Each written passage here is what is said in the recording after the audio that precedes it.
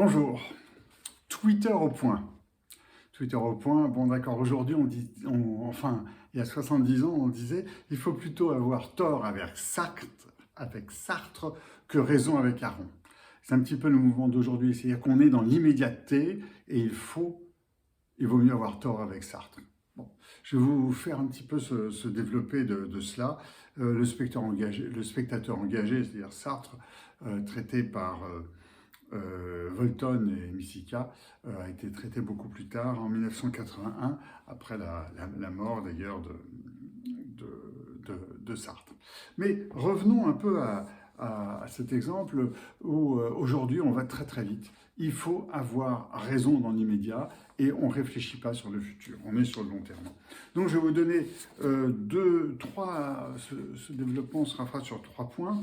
Le premier, c'est plusieurs petits exemples où on se trompe, on dit des choses fausses, on affirme des choses fausses. Le deuxième, c'est comment on arrive à être pieds et poings liés avec la Chine et avec la Russie, qui sont, comme chacun le sait, nos meilleurs ennemis. Et le troisième, comment ça se fait qu'aujourd'hui, on se trompe encore sur 2 exemples, le pavillon et les transports.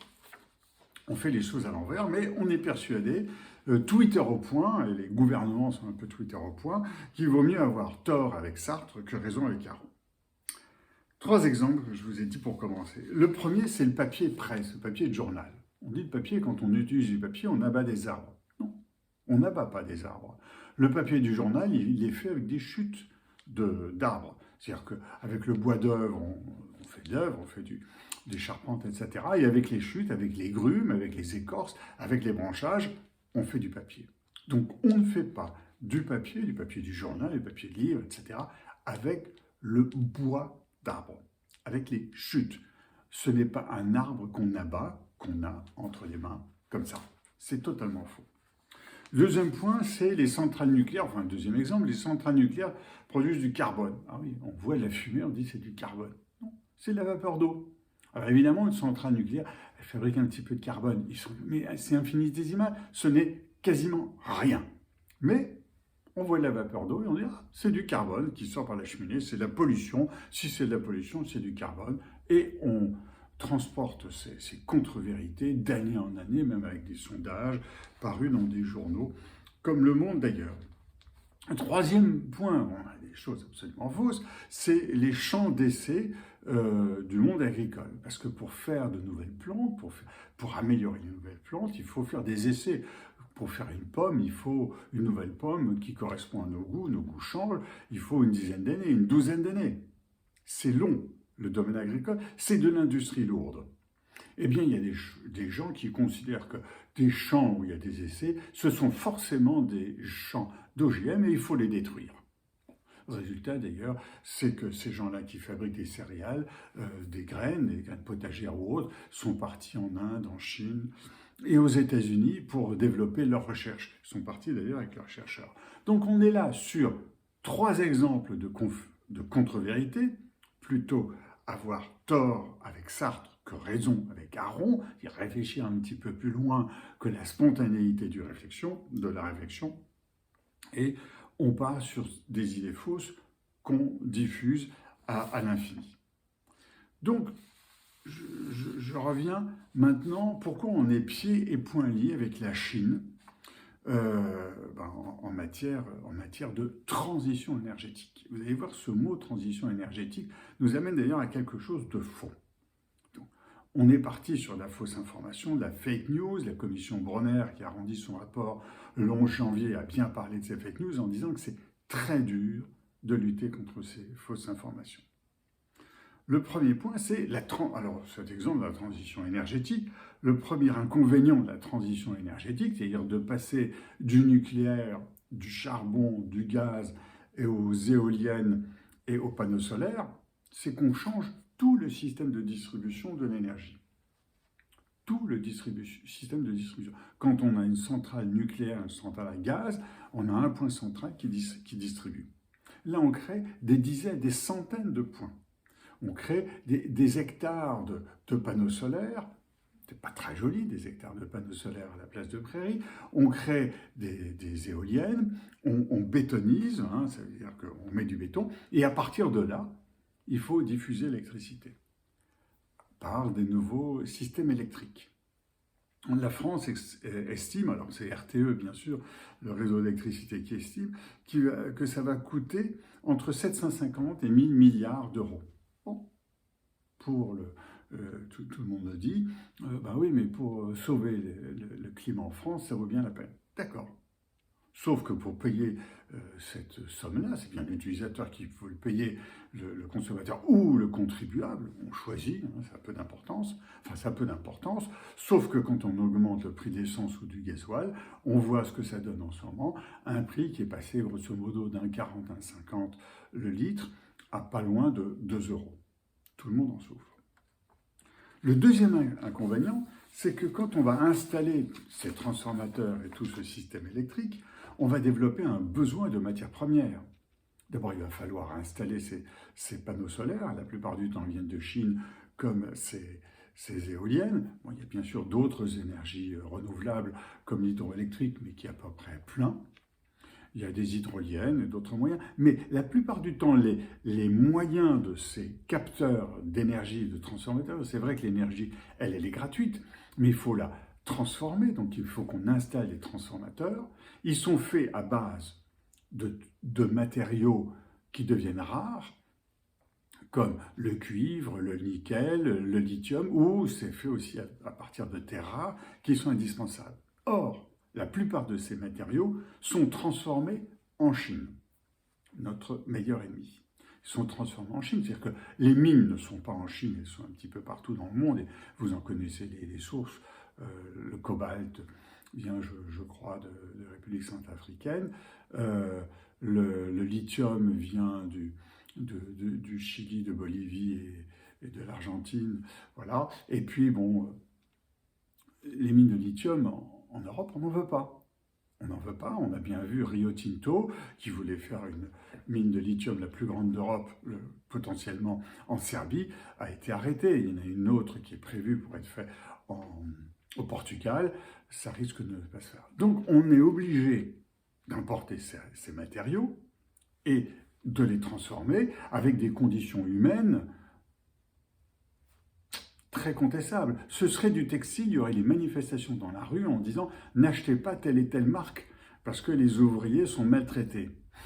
C'est du cuivre dans nos appareils photo, nos éoliennes, nos panneaux solaires, on ne dit pas trop grand-chose. Donc on dépend de la Chine qui a capté tout le matériau tous les matériaux transformés par là.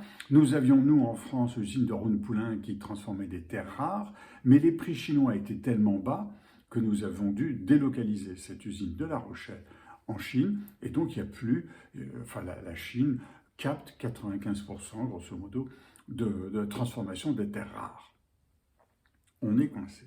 Et puis le troisième inconvénient, c'est que la transition énergétique, ça va prendre du temps, ça va prendre des années. On dit bien que pour passer à des voitures électriques, il va falloir 10-15 ans. Pour passer à cette énergie renouvelable, même si on va le plus vite possible, il faut de nouveau 10, 15, 20 ans. Il faut énormément de terres rares. On pense qu'actuellement, le lithium, on en a besoin 400 fois ce que l'on produit aujourd'hui. 400 fois. Où va-t-on en trouver ? Eh bien, il y a un deuxième associé de la Chine, qui est la Russie, qui, lui, dit moi, avec le changement climatique, le réchauffement climatique, en Sibérie, je suis gagnant. D'abord, je vais avoir quelque chose comme peut-être 5 millions de kilomètres carrés de terre, de nouvelles terres à exploiter, pour le pétrole, ses matériaux, etc. 5 millions de kilomètres carrés, c'est la moitié de la superficie des États-Unis ou de la Chine. Et puis en plus, la Russie, par les glaces qui vont fondre dans le nord de la Sibérie, eh bien les bateaux auront intérêt à passer par le nord plutôt que par le canal de Suède. Ils vont économiser un tiers de kilomètre, donc un tiers de distance, donc ils vont coûter moins cher. On va sur le coup dépendre d'ici 15 ans, 20 ans, ça commence à fondre, on le voit, c'est dramatique. On va dépendre encore plus de la Russie, là aussi l'un de nos meilleurs amis. Donc on va se retrouver pieds et poings liés à la Chine et à la Russie. Donc voilà les inconvénients que l'on a là-dedans, mais on se dit, oui, mais il faut sauver la Terre. Donc faisons-le pour sauver la Terre. Mieux vaut avoir tort avec Sartre que raison avec Aron. Maintenant, j'en viens au dernier point. C'est, dans le fond, cette transition énergétique, ce n'est pas une transition, c'est une transformation énergétique. Comment faire pour consommer moins d'énergie et pour, en fait, avoir une énergie qui dépende moins de ces autres matières? Je vais vous donner 2 exemples pour consommer moins d'énergie. Ces 2 exemples, le premier exemple, c'est dans le bâtiment.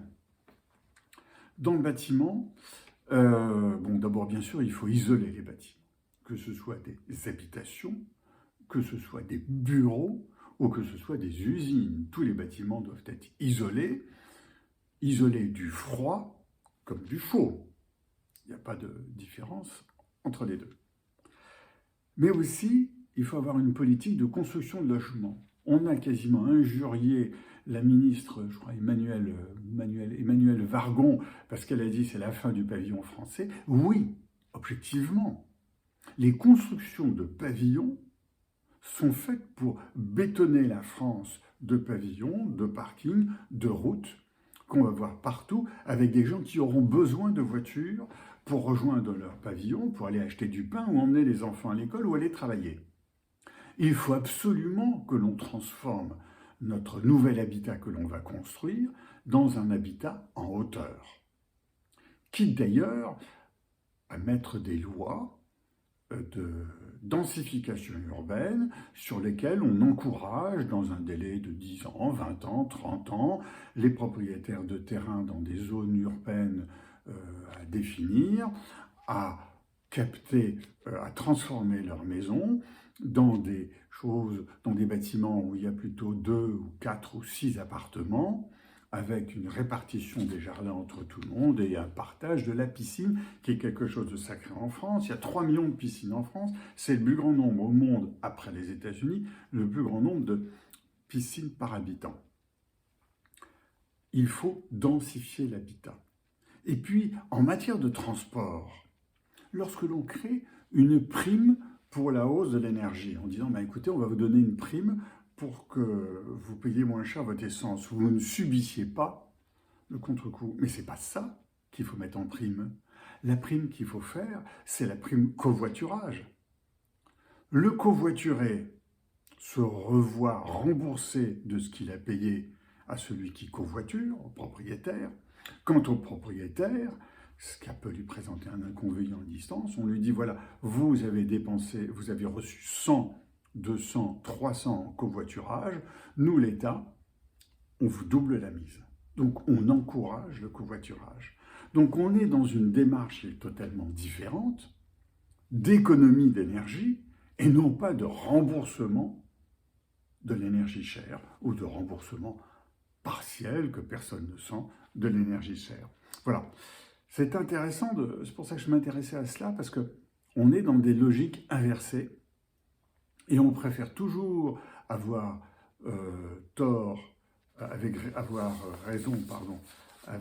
Sartre, avoir tort avec Sartre, qu'avoir raison avec Aron. C'est-à-dire on préfère le tort de l'immédiat, mais on est Twitter au point, plutôt que de réfléchir un petit peu plus loin que le bout de son nez, réfléchir à ce qui nous attend. Voilà ce que je voulais dire là-dessus, parce que c'est quelque chose qui me frappait. On est très souvent dans une démarche de court terme, à avoir des erreurs importantes dans notre réflexion. Et d'ailleurs, transition numérique, j'y reviens, la transition énergétique, il ne s'agit pas de transition, puisque nous sommes en train d'additionner des énergies, mais de diminution de la consommation d'énergie sur lequel il faut qu'on réfléchisse point par point. C'est là qu'on gagnera. Pas dans une démarche où on encourage à maintenir la consommation d'énergie. Voilà, je repars en plongée. À bientôt.